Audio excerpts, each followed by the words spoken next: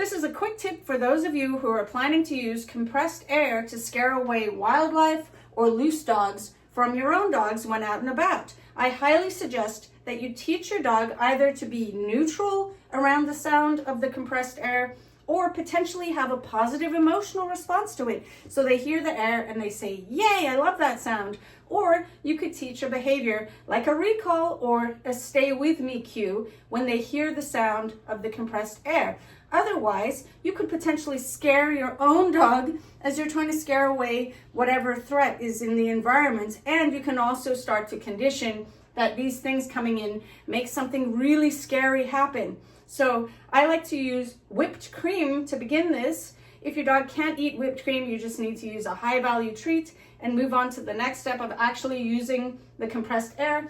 But first, you're just going to be away from your dog, spray some whipped cream in your hand, and they're going to hear that noise of the whipped cream, the compressed air, and then they're getting whipped cream. So if you already have a dog that loves the sound of the whipped cream noise, you just spray some of the whipped cream into your hand, and then you pretend you're putting the whipped cream in with the compressed air. So I suggest doing this far away from your dog and squirting it as minimally as possible, like that. Oh, what's this?